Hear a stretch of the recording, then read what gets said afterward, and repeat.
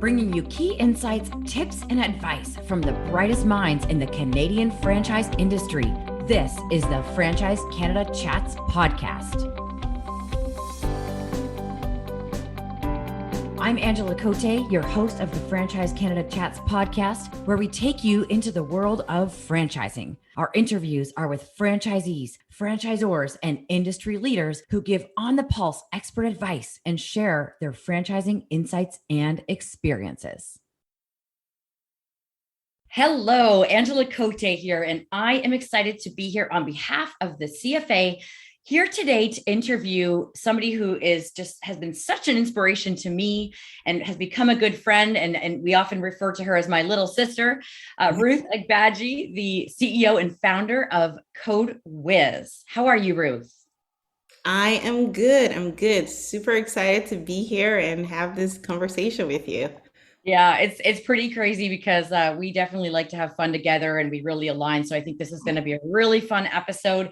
I'm going to start just by giving some context for our listeners of my background, just so they know where I'm coming from. And that is, just for anybody that doesn't know, I come from, that sounds kind of funny, but my upbringing is with M&M Food Market, family business. My dad is the founder, and we grew through franchising over the years to almost 500 locations.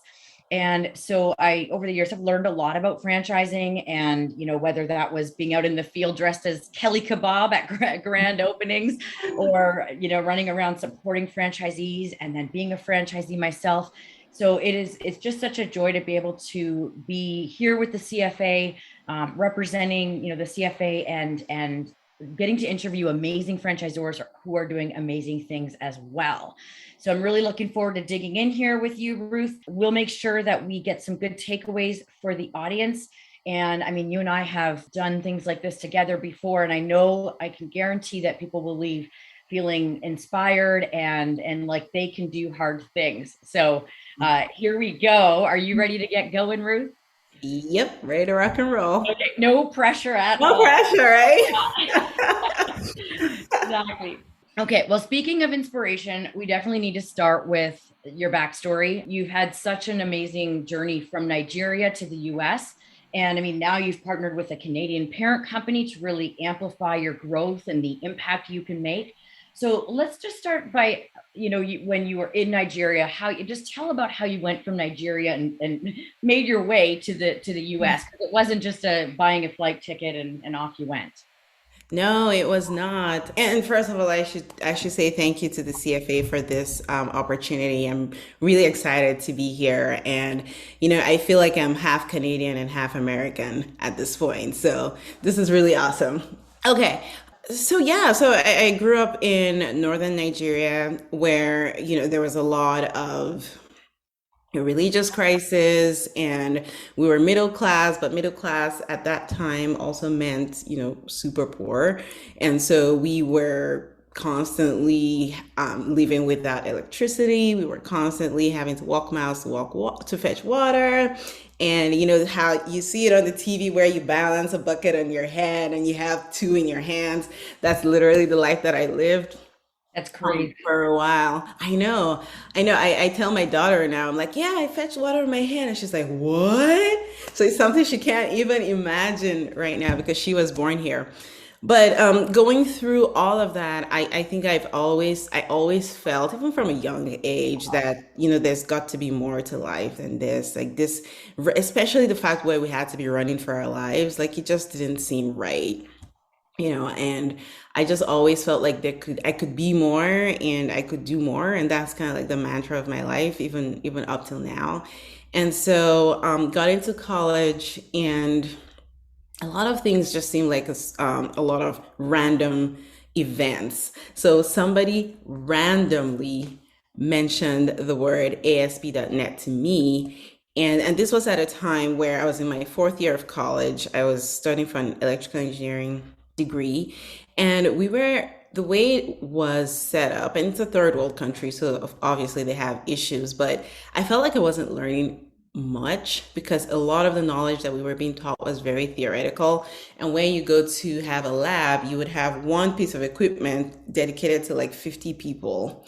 And then the boys, electrical engineering it's a very male dominated field. And so the boys would be like, yeah, you girls just stay on the sidelines. Let's get this done. And, you go figure out yourself later. So I always felt like I wasn't learning much. And so there was that yearning to want to, I knew that I was smart and I could be more, but there was just not that opportunity to be able to see that being expressed. And so somebody randomly mentioned ASP.NET, and I'm like, something just clicked for me. And so I went to look at it. I went to the internet cafe because internet was not readily available at that time. And I was like, holy moly, okay, I can do this. All I need is a laptop and I can learn how to code. I can teach myself how to code and I can see that practical application of knowledge that I have. So I got really excited by that. And around the same time too, my mom got a laptop from a grant at work, and so all the stars kind of just started to align for me. And so I started to learn. I started to attempt to learn to program, and the first big hurdle was downloading the software that I needed to learn how to program, and that took 3 weeks. Believe it or not, I know it's very hard to imagine on this side of the world that a download would take 3 weeks, but it did. Wow. And it often involved me staying up because the internet would work best at night. So I had to stay up between 3 a.m. and like 5 a.m. so that things would get downloaded. But anyhow, that's a really long part of the story. I did eventually get it done, and then I started working through it. And one of the things that I've also, I think it's just a personality trait. I just do tend to dive into things. It's much bigger than me. It's usually when I dive in, I'm like, oh, wow, this is a lot bigger than I thought it would be. And so I decided that I wanted to create this big project for my department because one of the challenges that our faculty was having was that you would have one faculty to like 1,000 kids. And, it was just people were burning out. There were no TAs. So the whole testing system was just broken. And so I wanted to fix that with my project. And so I started to do that very, very quickly, ran into errors and mistakes. If you've ever tried to code, you know what that looks like. But I didn't want to give up. I felt like, I've always wanted to get out. This might be my ticket out. I cannot give up. I have to keep going and I have to be resourceful and find a way to fix this problem. So I just randomly Googled the problem, as all awesome software engineers do. Our first step is to Google the problem.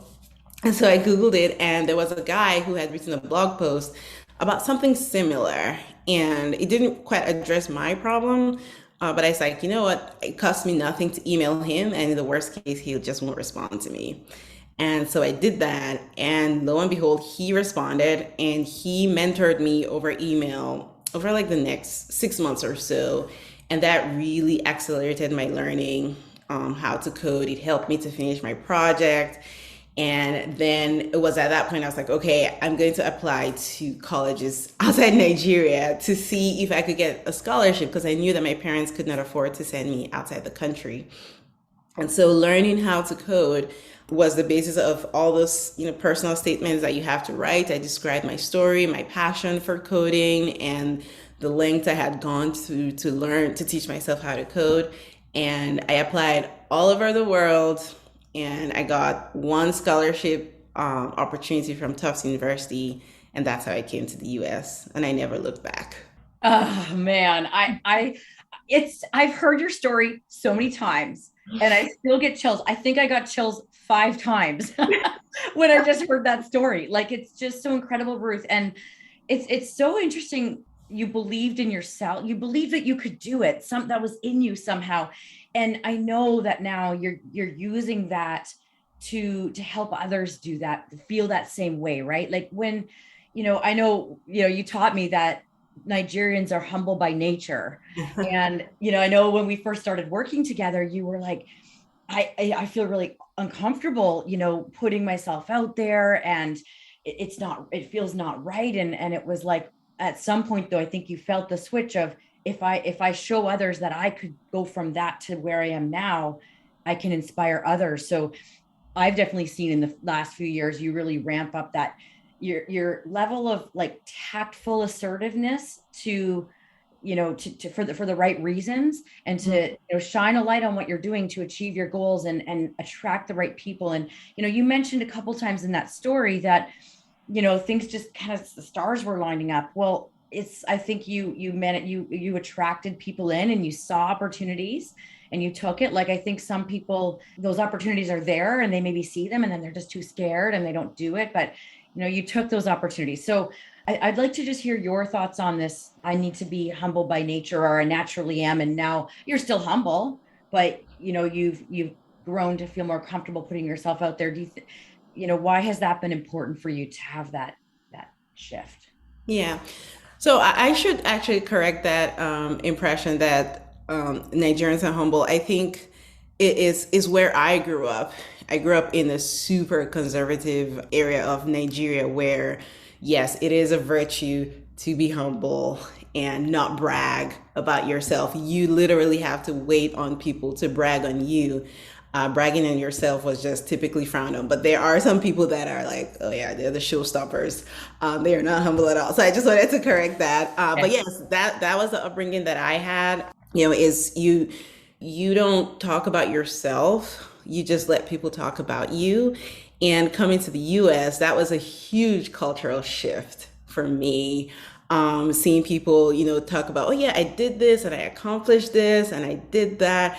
For me, it was just like, how can they talk like that? They're so prideful. But it really was just a cultural thing. And I do have to say, meeting like you really helped me with that mindset shift of it's not so much about, just talking about yourself all the time and wanting people to look at you.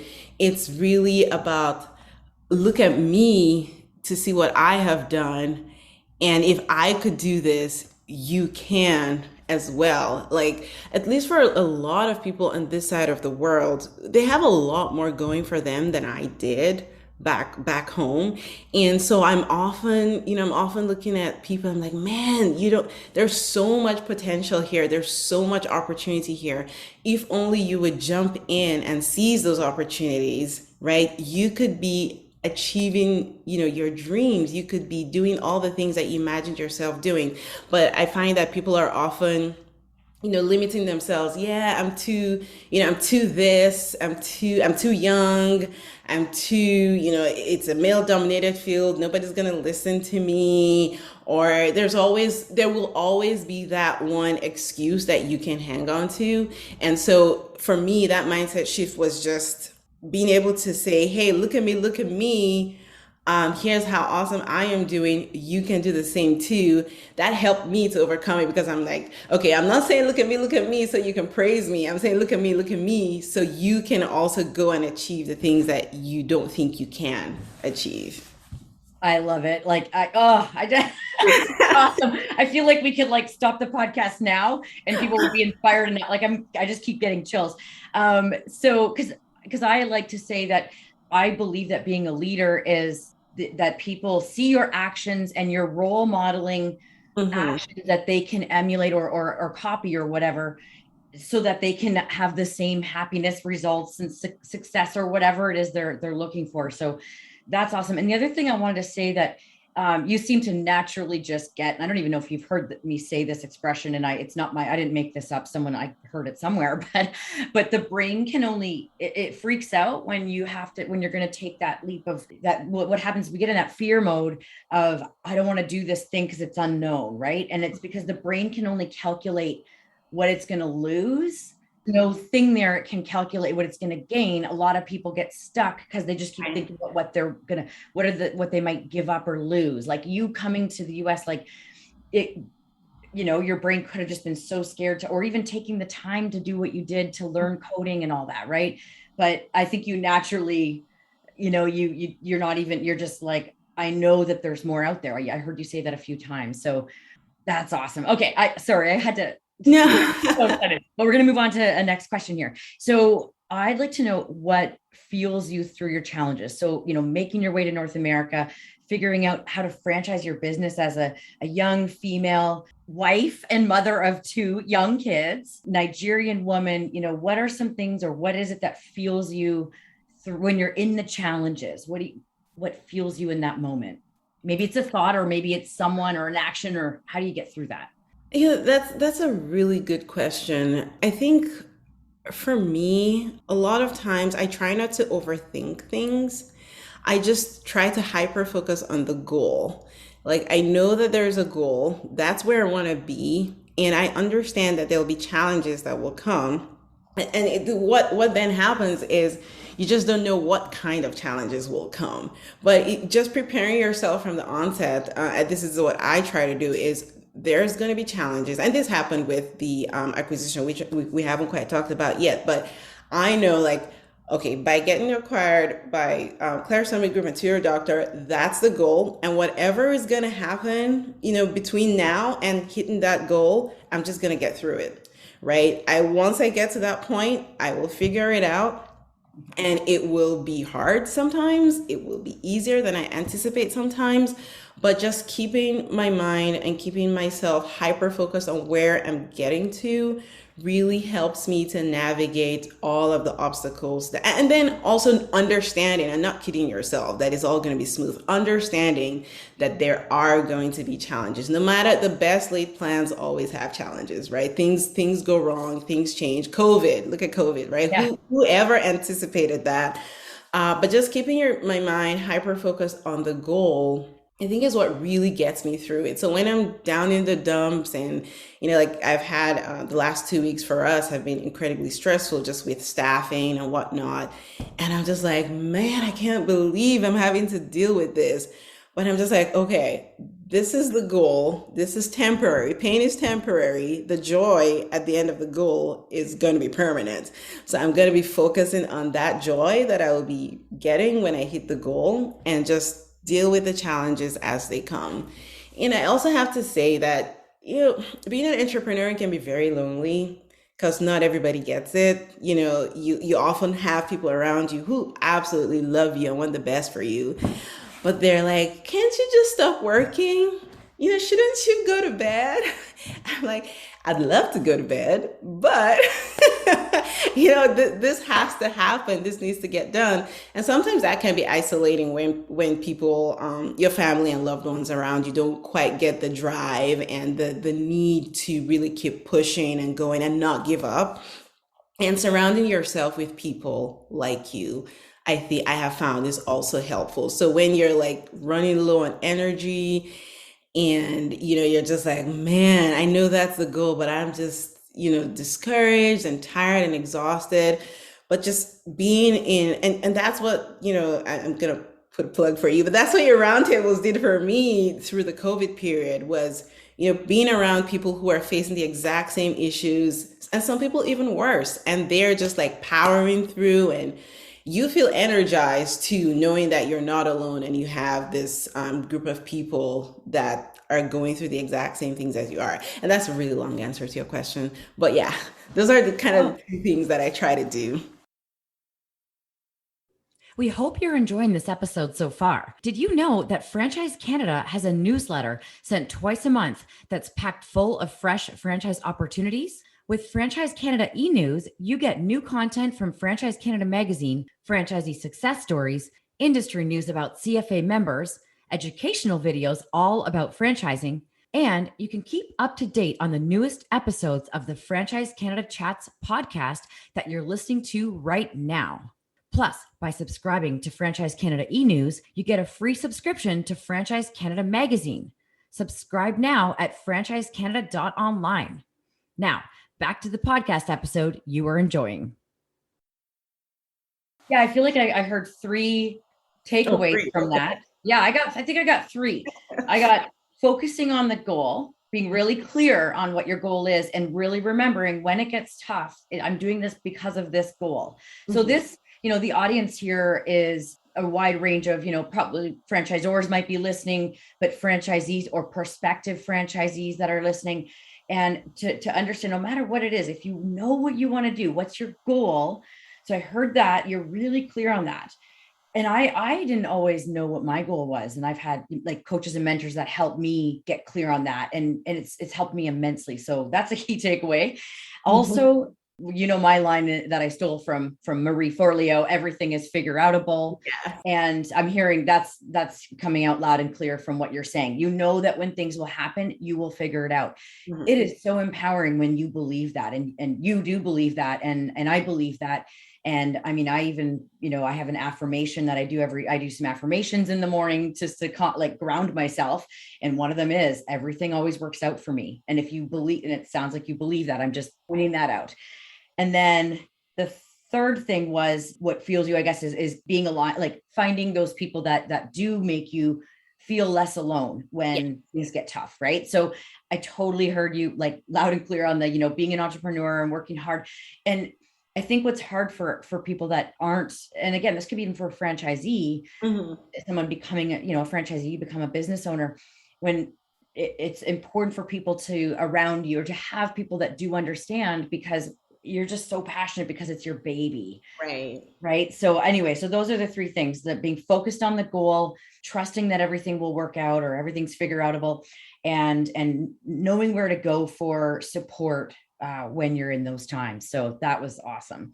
Okay, speaking of franchisees, you've got, and we're going to talk about your partnering with Clear Summit Group shortly here, if we can fit that in, hopefully, which I think we will. But speaking of franchisees, you know, I've been very blessed to be with you in some of the calls with the prospective franchisees and people that you're looking to bring to your team. And I think it would be cool to talk about who are you trying to attract as franchisees to partner up with you to grow Code Wiz. So maybe you want to talk about some of the traits that are important to you, or the culture at Code Wiz. And yeah, this is an important question. So take your time. So one of the things that I've learned through my franchising journey and is we are better together and we are stronger together. And I really saw this come through during when COVID first hit, was everybody just came together and we were all just trying to figure it out.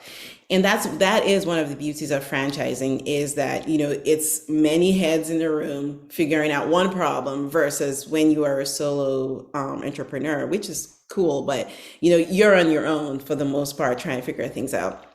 And that is something that we are fully embracing right now, is working very closely with our franchisees to move Code Wiz forward. So we are not taking the approach of, you know, I am right, you're wrong. Anything you do as a franchisee that's, you know, outside the manuals is wrong. Well, yes, we do want you to follow the model, but we are working very closely now to say, hey, what are you hearing? What are you seeing in the field? How are things going for you? If you have an idea, let's talk about it and let's see if that idea can help another franchisee or it can move the business forward together. So I say all of that to say that the culture at Code Wiz is one of collaboration, where we're all collaborating to move Code Wiz forward, right? It's not, well, it's her brand, well, it's her business, it's our business. You know, if you are successful, we're all successful. If I'm successful, you know, we're all successful. And that's really the culture that we're trying to push right now. And so for our franchise partners who are coming in, we really want somebody who thrives in the culture like that, where you're happy to work together with people, you're entrepreneurial, is that correct? Entrepreneurial minded? Huh. Yeah. Oh yeah, okay. Okay, we know what you mean. I'm not going to try to figure that one out. Entrepreneurially. Maybe somebody will put in the LinkedIn comments, nope, you're wrong. But yeah, somebody who is entrepreneurial, right? You're entrepreneurial, but you like to work together with others. So it wouldn't work well if we have somebody who's super entrepreneurial but just wants to go off and do their own thing. If you're entrepreneurial and you're willing to work with a group of others to move the business forward, then Code Wiz is a great place for you. Another thing is somebody who sees impacting the next generation as part of their ROI. And everybody has their why for why they want to start a business. Everybody has, you know, the reason. And for some people, it's purely financial, which is totally fine. For some others, it's more than just financial. It's about impact, about leaving a legacy. And so we For us, we really love franchise partners that see making an impact as part of their ROI, because the truth is that we are touching kids' lives in more ways than we even understand. We hear some stories, but the truth is we'll never hear most of the stories of how much of an impact we're making. And when you hear some of the stories, like a parent came in and was crying because she said, her son has finally found his tribe. Like, this is a kid who has been ostracized at school, doesn't have friends because he's always geeking out on CPU speed and things like that. And then he comes to Code Wiz, and he and the coach are just going back and forth about, even things that honestly I don't even know. Like, they're just like really into it. And the mom's just like, I'm just so happy he's found a place. And other stories, people would say, the child didn't want to have anything to do with coding, but they took a class, and now the child has declared that they're going to be a software engineer. Or when we did a field trip to Google, and one young lady was like, I'm so inspired by all the other ladies that I saw as engineers. I'm making it my life goal. And this is a 9-year-old. I'm making it my life goal to work at Google. These are just some of the stories that we hear. And then even from the coaches, and I'm sorry, I'm good off on a tangent, but this thing makes me really happy for the coaches. Like, that we had a high schooler who worked with us, and she says she chose her major, bioengineering, because she enjoyed working with kids so much when she was at Code Wiz, that she now wants to make heart devices for kids when she grows up. So there's a lot of impact that our franchise partners can make on kids and their community. And having that be something that fills you up, that makes you happy, is an ideal trait for us. And then obviously, it's not a nonprofit organization. We do want you to make money. We do want you to be able to hit those financial goals that you've set for yourself. And that comes with some level of business acumen and willingness to put yourself out there in the community and all of that. So I would say those are our top three. I don't know if I said 3 or 4 now at this point, but those will be our top traits for franchise partners. That's amazing. I'm loving it's very purpose driven, and yeah, and you're so focused on making an impact and purpose. And I think I'm going to skip to a question I was going to ask you a bit later, but I think this is, I didn't really ask you, we didn't really get into like why you started Code Wiz. So we can maybe sort of tie in why coding is so important, as an education for children and anyone really. I'm learning more and more about it just by being connected to you. I guess my question is, what is your big vision for Code Wiz? And, where do you see yourself with it? And we'll start with that. What is your big vision for Code Wiz? So I never really had like I don't know if you call it a mission or a vision statement, where you have like a numeric number of the kids that you want to impact.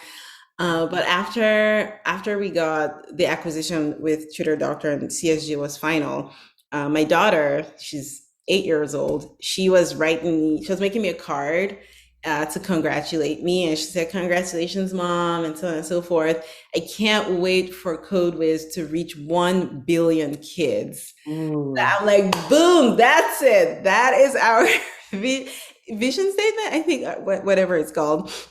That is the number that we're going to reach. And it seems insurmountable. It seems like a lot of kids. I think that's like half the population of kids in the world, but anything and everything is possible. So I am running with that. I believe that every child has an inner genius in them that's just waiting to be unlocked, whether that's through coding or math or robotics, whatever that is. Everybody has some form of genius in them.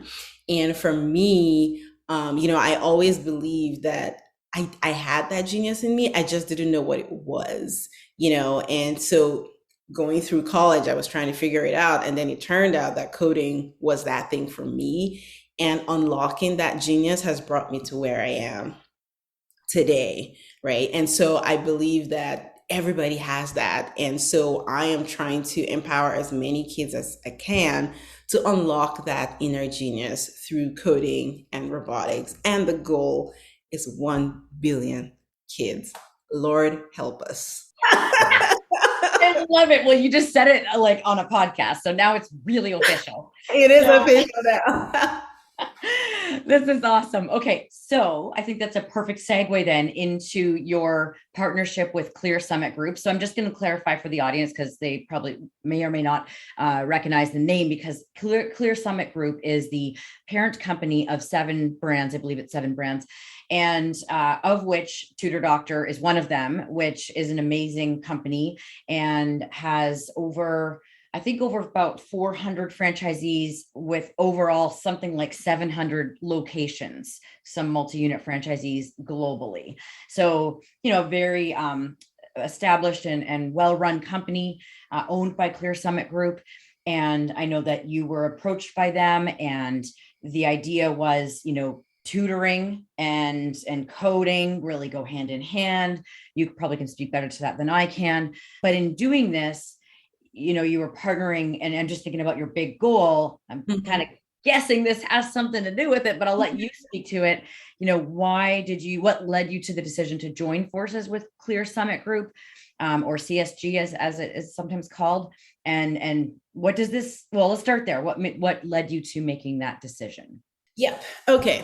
So, as I said earlier, one of the things that I do really, really well is to jump into stuff and then be like, wow, okay, this is bigger than me. And I believe, honestly, that, and I think, I don't know if it's an African proverb. I think it's an African proverb where it says, if you want to walk 1 mile, go alone. If you want to walk 10 miles, go with people, or something along those lines. And I truly believe that. And so when I started to see the potential that Code Wiz had, originally when I started Code Wiz, my big, hairy, audacious goal at that time was, oh my God, I'm going to have 5 locations in Massachusetts, and I would feel accomplished and fulfilled. And, life happened, and I was not able to open more corporate centers, but I could see the demand. I could see what our competitors were doing. And, I just had this conversation with myself is, if you really want to become a household name, I mean, we didn't have that 1 billion numeric number at that time, but I did know that I wanted to become a household name, kind of like in the after school space where you say Kumon and everybody knows what you're talking about. Right. So I knew that that's where I wanted to be. And when I sat down and I looked at it, I'm like, okay, I know that because I can be hyper focused on my goal and I'll just keep knocking things out of the way until I get there. I know that I can do this on my own if I wanted to, but this might be a whole lot faster and a whole lot easier if I partner with the right people. And then, with many of us, COVID brought into focus what things that were really important to us, and things that, you start to reflect and be like, what are some of the things that I have given up for this business, and what are the things that maybe I need to change? And one of the things for me was I just needed to spend more time with my family. I was really, really busy, like more than dawn to dusk, like almost more like 14-hour days, just working. And my kids are young, they're 8 and 5. My son is special needs, so he does require a lot more attention. And so that was also something that I factored into my decision is I would have to keep sacrificing more and more time with my family if I wanted to do this on my own, or I could partner, get some time back in my day to be able to really hang out with my people, but then still get to where I need to be. And that really was the foundation of my decision. And there were a couple of opportunities, but I really liked Clear Summit Group. One, because you knew them, Angela, and you worked with them and you really liked them. That was important to me. But I also, just in conversations with them, I loved their values. I loved that they were also very purpose driven. It's not, in the end, it's they're business people, but it's not all about the money, right? It's a whole lot more than that. And I think one of the other things too that I really loved about them, or I really do love about them, is that they are betting on you, the founder. It's like, we like you, and we are going to put all these resources behind you because we believe that you can do this. And that is so empowering for someone to say, look, listen, I don't know you that well, but from what I know, I think you're awesome, and I believe in you, and I'm going to support you. That is huge, especially, okay, this is answering another question, but I'll keep going.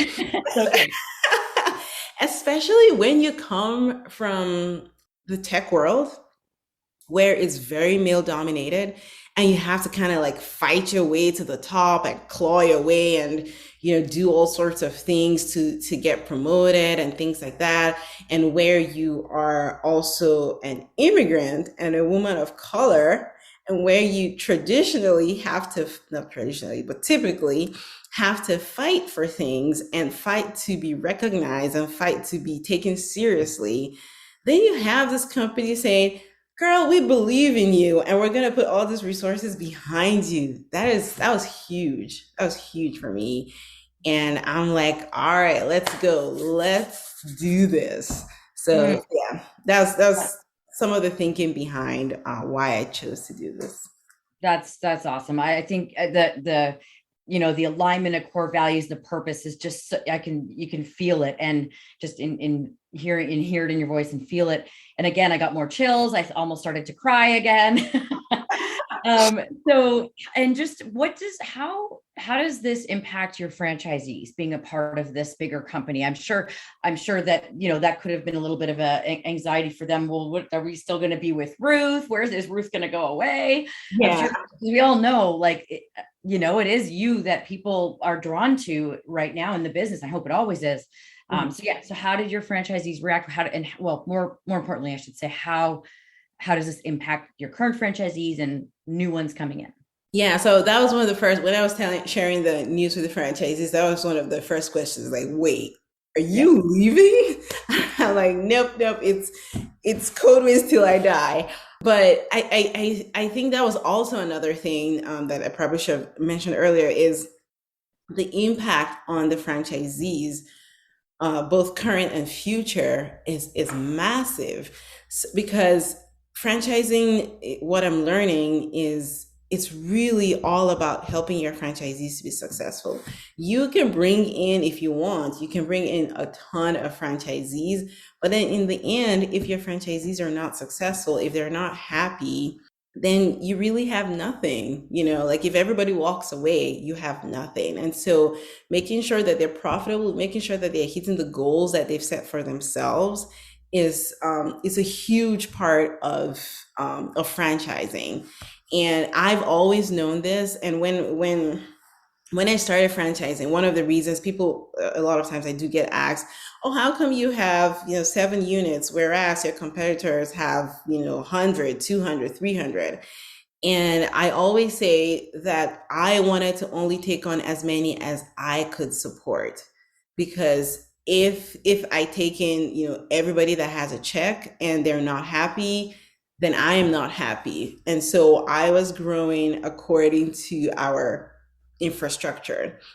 And so now that we now have the 350-pound gorilla of Tutor Doctor behind us, we can grow as fast as, cautiously, of course, and bringing on the right partners, but we can grow more quickly than we have been before, because now we have a team that is dedicated to supporting our franchisees. We have a team that's dedicated to, from the day they sign, they hold their hand for the first year, which is hugely impactful. Having somebody who's checking in with you, keeping you accountable, helping you to brainstorm through your problems. Like, everybody has ops, well, not everybody, but most people say they have ops manuals, they have that initial training, which is all well and good, but there's only so much knowledge that people actually take from training. into the day-to-day business.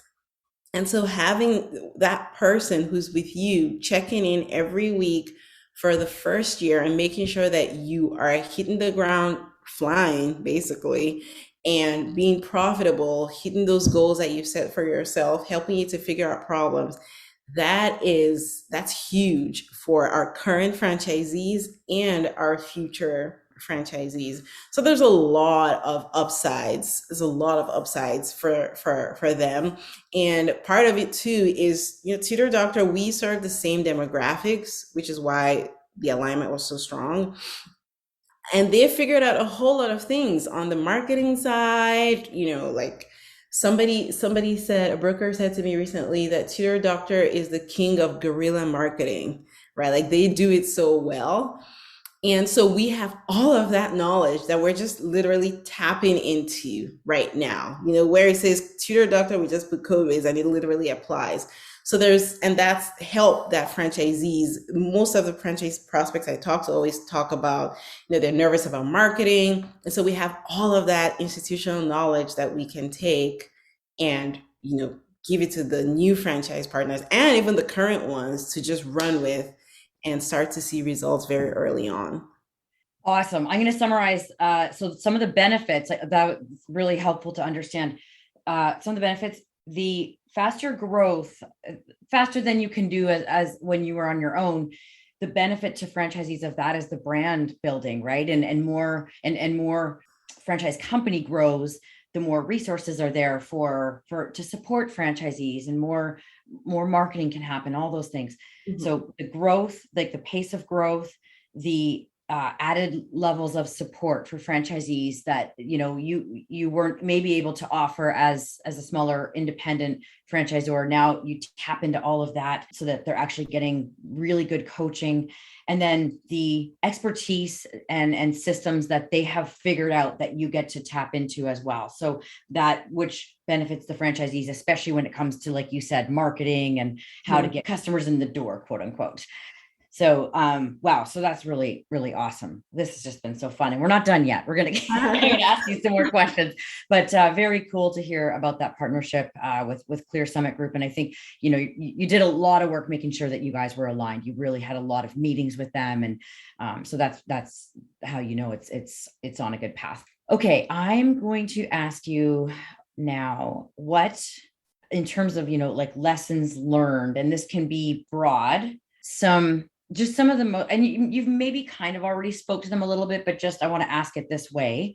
So what are some of the most important lessons you've learned through your experience thus far, kind of like from you're in Nigeria to now? What are some of the biggest lessons?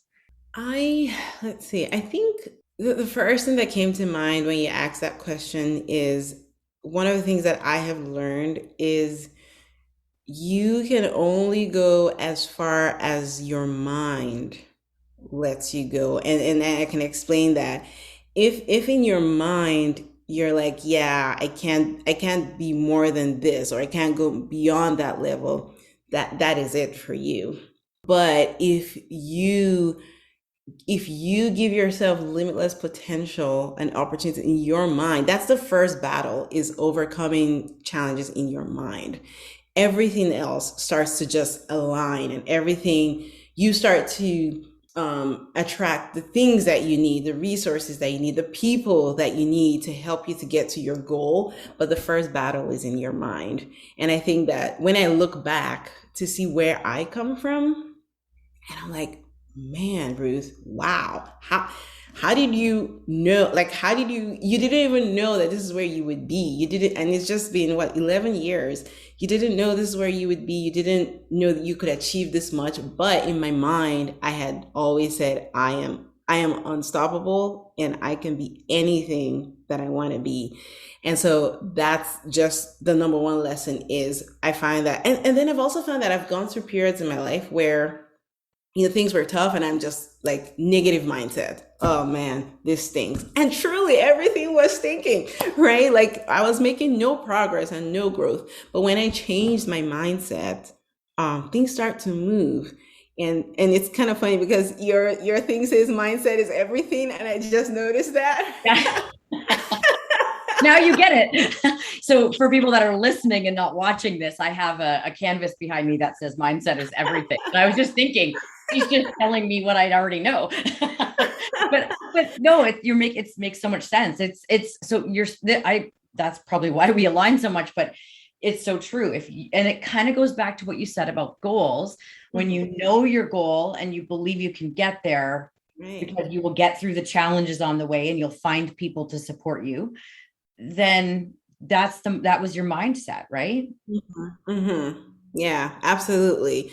So that would totally be my number one lesson is mindset is everything. Keeping a positive mindset and a can-do mindset of everything is figure outable mindset, really, really makes a huge difference. And sometimes people feel like it sounds like fluff, but it really does. It really does make a huge difference. And I think the second lesson, again, has to do with people.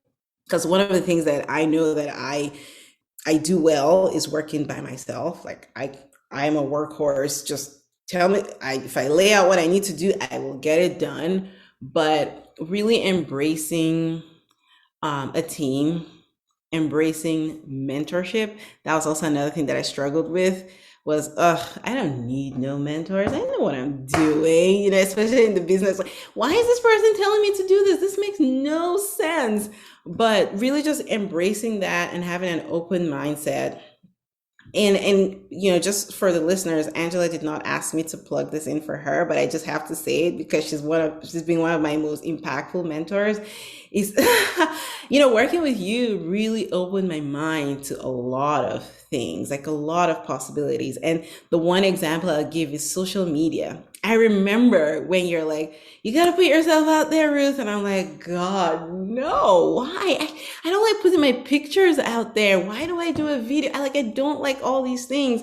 But you kept pushing me to really get out of my comfort zone.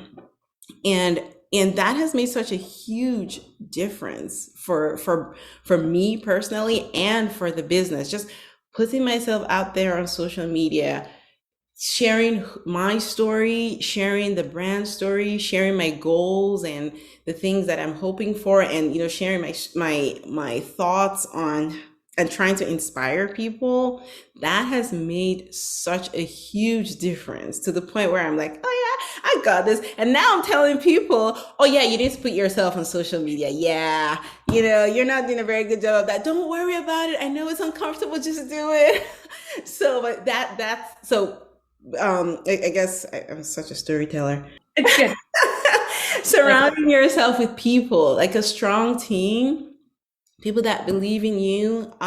Shout out to Esther and Brenda, who are like the core Code Wiz team right now that put in everything every day. Shout out to them. But just having that strong team and having a strong mentor or a group of mentors, it makes a difference, makes a huge difference. You always think you know everything, but you have blind spots that you're not aware of. And all people around you can help you overcome those blind spots. Yeah. And you're saying so many good things that the people around you help you see things different, or like open your mind, like you said, create that space for you to stop and kind of think about things differently.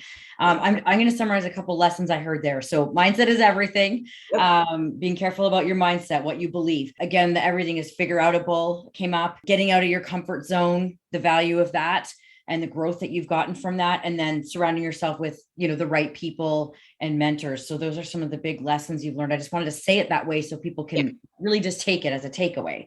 Take that. Okay. I'm going to ask you one more question, and then, you and I could talk all day, but I'm going to ask you one more question. And then I'm going to get you to tell people how they can reach out to you, especially if people are thinking, oh my goodness, I want to become a franchisee of Code Wiz. What's the best? What's that? I said, hello. Yeah, we're right here. So we'll tell them how to, what's the best way to get in touch with you and your team. So we'll come to that in just a minute to wrap up, but I guess like final words of wisdom. I guess you just gave a bunch already, but I'm going to say it this way. What words of wisdom can you share with folks who are in your shoes, whether they're female or person of color, or, someone who feels that they face more challenges, maybe they're young, just maybe a little pep talk. What are some inspiring words you could give them to help them take that action? I would say, life throws at us different challenges and different things that we have to deal with. And that's just the first thing to just get over is, it's either going to be you're young or you're old, or, you're of a different race that maybe is a bit marginalized, or you're in a male dominated field as a female, or you have a child with special needs. There's always going to be one thing or the other that's going to be wanting to hold you back and pull you down. And I think that's just the first thing we all need to accept, that life has challenges. Some people have more challenges than others, but life in general just has challenges. But that's not going to stop you from doing what it is that you feel you are made to do. Like, I think that every one of us was made to do something really special, and it may not necessarily, some are big and blown out and everybody gets to see it, and some people, no, you don't get to see their awesomeness and their amazingness. But whatever it is that you feel like you were created to do, you have everything that it takes within you to make that happen. You just need to, first of all, accept that life has challenges, but that you're gonna surmount those challenges. You're gonna get over it, and you're gonna do everything that you can. Fix your mindset, surround yourself with people that care, surround yourself with people that believe in you more than you believe in yourself, right? And just get going and take one step at a time. Another thing that happens is that sometimes we look at the goal and it just seems so far away, it's overwhelming, but you just have to take one step at a time, just one step at a time. And when you fall down, you get back up, take another step, and just keep going. And before you know it, you would have hit that goal or even surpassed it, right? But it's really about the intentionality of it, believing that you can and actually doing something about it, and you will get there. Boom, mic drop. You are going far, my friend. And I hope I get to stay on the journey with you. And I hope you don't forget me when you get even more. Of course not. You're just incredibly inspiring. And yeah, it's so crazy to think that you were, fetching water, in Nigeria, and then you're here now and you're using your gifts and your superpowers to impact others. I think I just had goosebumps the whole time. So for people that do want to connect with you, I know you, whether that's becoming a franchisee, you love to, you attract awesome people to you. And so if they want to reach out to you, what's the best way for them to get in touch with you, both maybe, whether that's you or becoming a franchisee? Yeah, LinkedIn is probably my most active social media platform. So folks can always connect with me on LinkedIn, and that's just Ruth Agbaji, probably the only one there.